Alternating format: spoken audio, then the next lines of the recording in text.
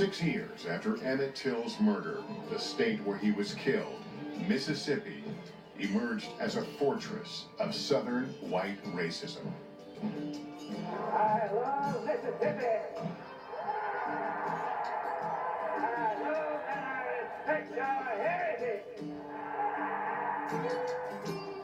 Mississippi had always been just a place apart to me. It was the South Africa of America.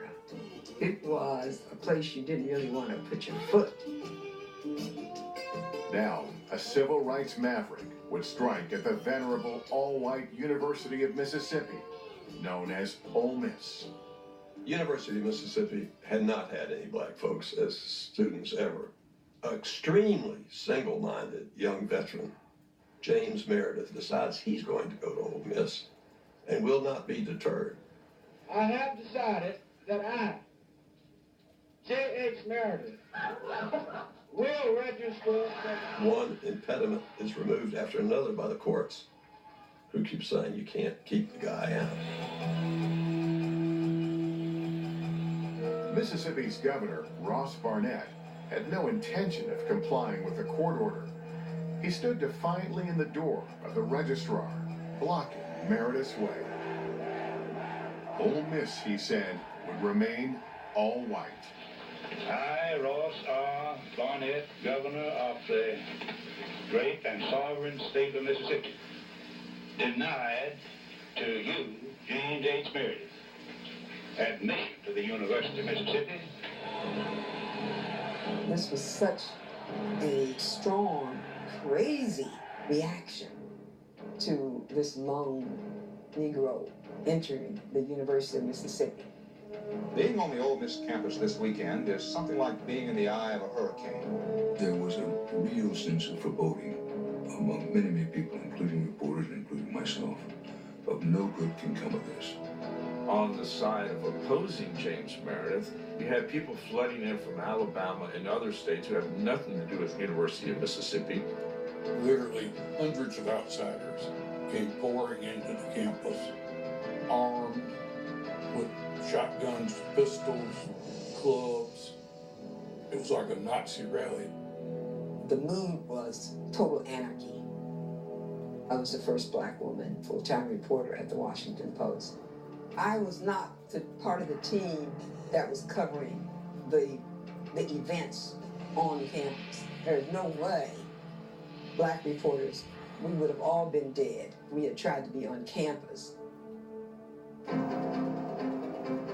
Hundreds of U.S. Marshals, sent by President Kennedy to protect Meredith, poured onto the Ole Miss campus.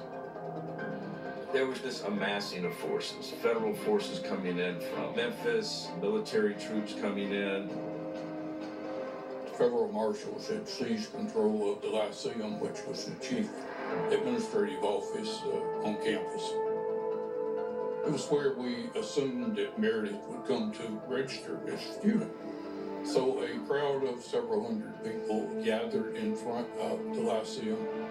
The first arrival on the campus was greeted without incident, but then when word spread that Negro Air Force veteran James Meredith was on the campus, the fighting started. It developed into this gunfight that went on for hours. I sought refuge in a girls' dormitory. The photographers did not want to use flashes any more than a television camera person wanted to use a big light, because you would beat up someone who was using a flash, and in fact, they did. Before the night was over, the violence had claimed 2 lives. One was a French journalist named Paul Guillard. He had a bright red beard and red hair. Probably part of the reason that he died is because he was clearly identified as a member of the press. His body was found over near behind a women's dormitory, and he's been shot at close range. Unsolved to this very day. By the next morning, the riot was quelled. Under heavy guard, James Meredith was finally allowed to register and attend class at the University of Mississippi. He remained enrolled under the protection of U.S. Marshals until he completed his coursework the following year, becoming the university's first black graduate. Mississippi Mood, Hope and Fear. The hope is that Meredith signals the coming of the light for all of them.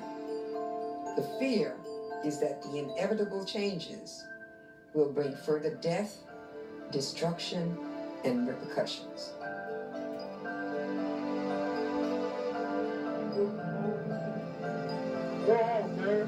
What can the past tell us about the future?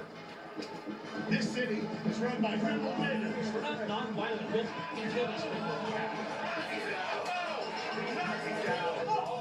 As writer William Faulkner said, the past is never dead.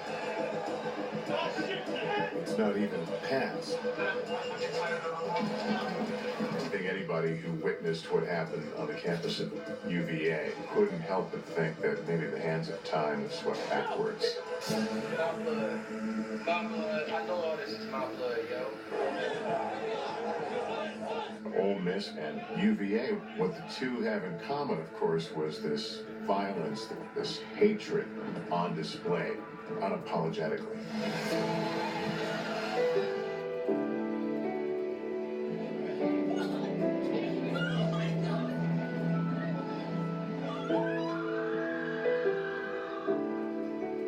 Things that we thought we'd moved past, and a lot of people thought, how far have we really come?